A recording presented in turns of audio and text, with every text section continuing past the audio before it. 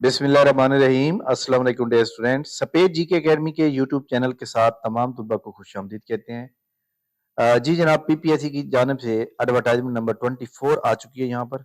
लेकिन ये एडवर्टाइजमेंट जो है, जो 99% पब्लिक है उनके लिए फजूल है।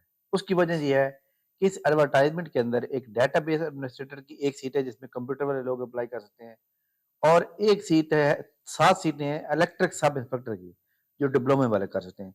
बाकी जितनी भी सीटें हैं ये जनाब सारी वो बंदे डॉक्टर जो सारा दिन फ्री बैठे रहते हैं उनके लिए है।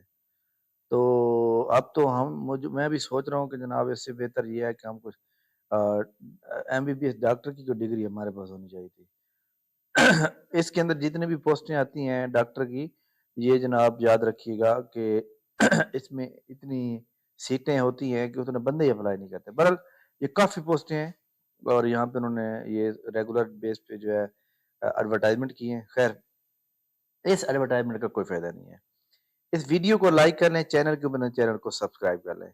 ये वीडियो एक्चुअली मैं बना रहा हूँ आप तमाम स्टूडेंट के लिए जो तहसीलदार ओपन मेरिट के ऊपर जिनका पॉइंट क्लियर नहीं हो रहा, और तहसीलदार मिनिस्ट्रियल कोटा के ऊपर नहीं हो रहा। तो पेपर कैसे होगा? इस नोटिस के मुताबिक क्या पेपर इकट्ठा होगा, एक ही होगा, या इनका अलग-अलग पेपर होगा? इसका जनाब बहुत ही गौर से सुने, वीडियो को बार-बार सुने, आपको समझ आ जाएगी। सबसे पहली बात ये है कि जो ये है मिनिस्ट्रियल कोटा की, ये नायब तहसीलदार की और ये तहसीलदार की। इसमें एक पेपर आया हुआ है जी, हम 100 नंबर का पेपर लेंगे जिसमें 70% जनरल नॉलेज होगा और 30% जो है कंप्यूटर होगा। ठीक हो गया? और उसके अंदर उन्होंने ये भी बता दिया है कि इस 70% के अंदर Punjab land revenue act 1967, Punjab tenancy act 1887 और लैंड एक्विजिशन एक्ट 1894। अब यहाँ पे 30 नंबर का ये बनेगा, 40 नंबर का ऊपर वाला आएगा, 30 नंबर ये बन जाएगा। इसी तरह सेम नैब तहसीलदार को मिनिस्ट्रियल कोटे का भी सेम बनेगा। अब यहाँ पे आते हैं हम ओपन मेरिट पे। ओपन मेरिट पे देखें जी, यहाँ पे सीट मौजूद है आपकी। इधर उसने जनरल नॉलेज का 100 नंबर का अलहदा दिया और रेवेन्यू लॉ का जो है 100 नंबर का अलहदा दिया। ये दोनों एमसीक्यू होंगे। अब पेपर क्या होगा? पेपर, आप पहले ओपन मेरिट वाले बंदे ये सुन लें कि आपका पेपर, इन केस ये क्लब पेपर होता है, तो क्लब पेपर होने का चांस भी है, उसकी क्या वजह है?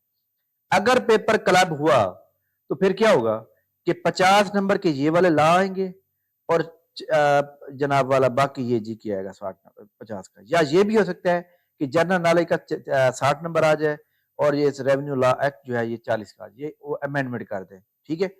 क्यों? क्योंकि ये वाला जो पेपर होगा सेम पेपर इनका भी ये हो जाएगा, यानी दोनों का क्लब पेपर हो जाएगा। एक तरीका ये है। दूसरा तरीका क्या है? दूसरा तरीका ये है कि जनाब इसका पेपर जनरल नॉलेज का सुबह का टाइम होगा और रेवेन्यू लॉ का सेकंड टाइम होगा, 100 नंबर का। ये बिल्कुल सेपरेट होगा। इनका पेपर बिल्कुल सेपरेट होगा, इनका पेपर इकट्ठा, मतलब इसके अंदर ये सारे पोर्शन जो है ये वाला होगा।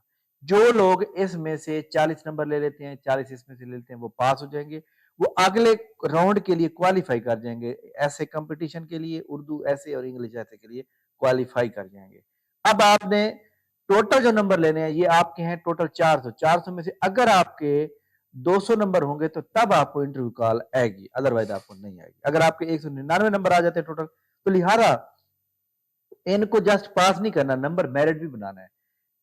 जनरल नॉलेज में आप कोशिश करें कि आपके 70 प्लस में नंबर आने चाहिए।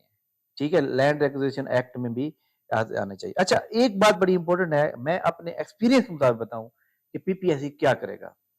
पीपीएससी करेगा ये जनाब कि ये भी 100 नंबर का है, ये भी 100 नंबर का है, ये 200 नंबर हो गए, लेकिन मिनिस्ट्रियल कोटा का सिर्फ 100 नंबर का इकट्ठा हो रहा है। पीपीएससी का 99% चांस ये है कि इसका पेपर अलग होगा और इसका पेपर अलग होगा। 100 नंबर का ये पेपर होगा, 100 नंबर का ये होगा सुबह शाम में, और इसका पेपर 100 नंबर का ये अलग होगा। ये 99% कह रहा हूं। 1% चांस क्या है कि एक 100 नंबर का पेपर बनेगा, इसमें से 60 नंबर जनरल नॉलेज दिए जाएंगे, 40 नंबर ये एमसीक्यू रेवेन्यू दिए जाएंगे। यही पेपर इधर भी वही होगा। ये 1% की बात कर रहा हूं। और 99% क्या है कि ये 100 नंबर का जनरल नॉलेज का अलग होगा और ये 100 नंबर का रेवेन्यू लॉ अलग होगा। ठीक है? इन ओपन मेरिट का इनके साथ फिर ताल्लुक नहीं होगा। ठीक है जनाब? जो लोग पास कर जाएंगे, 40 नंबर ले लेंगे, वो अगले राउंड के लिए, अगले फेज के लिए क्वालिफाई कर जाएंगे। ये पेपर कब होगा? अक्टूबर के लास्ट में होने का पूरा इम्कान है। उसके बाद रिजल्ट आएगा, फिर आपके पास 2 ढाई महीने होंगे इस ऐसे के लिए और इंग्लिश ऐसे और उर्दू ऐसे और कंपोजिशन के लिए। ठीक है?